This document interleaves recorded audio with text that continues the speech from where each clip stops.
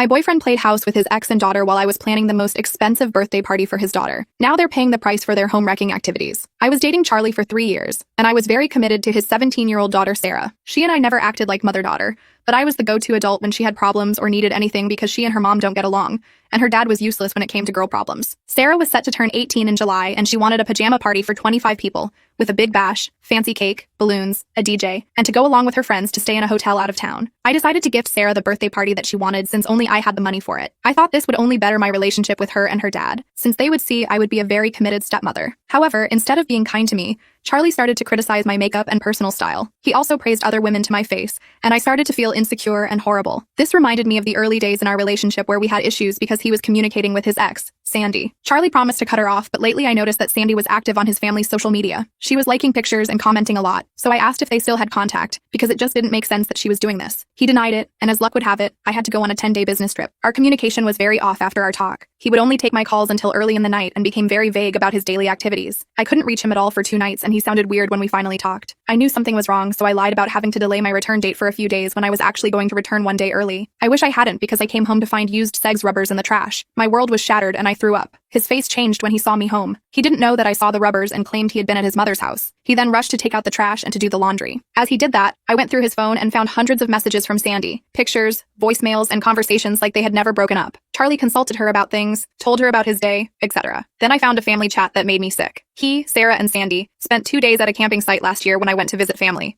There were also pictures from last Christmas with his ex at his mother's house. I felt so humiliated that he had a full-blown relationship behind my back, and his entire family was aware of it. I confronted him and he denied it until I played one of the voicemails. I couldn't take the embarrassment I felt, so I moved out weeks later. I also decided to cancel Sarah's birthday party. When they found out, they rained hell. Charlie told me it was fair that I was angry at him, but I shouldn't take that out on his kid. He said he can't afford this bash on his own, and Sarah would be devastated since she's been talking about this for years. Sarah told me this would ruin her socially because she had already invited people and said this wasn't her fault, so she shouldn't be punished, and she would never forgive me if I canceled. I told Charlie this was all his own fault, and that if he had kept it in his pants, his daughter would still be having the birthday party of her life. I told him he needed to reevaluate his life and stop being a selfish piece of crap. To Sarah, I told her that I know she's a teenager and has no control over her dad's actions, but she seemed awfully comfortable in her pictures with his ex. I told her she took half the blame because she had so many chances to tell me or talk to her dad about his actions. But instead, she participated in his home-wrecking events and embraced her dad's cheating. I told them both that I refused to contribute to a celebration, so that their crappy family could eat and drink on my dime. I'm too disgusted to back out from my decision, and blocked them so I could leave them in the past.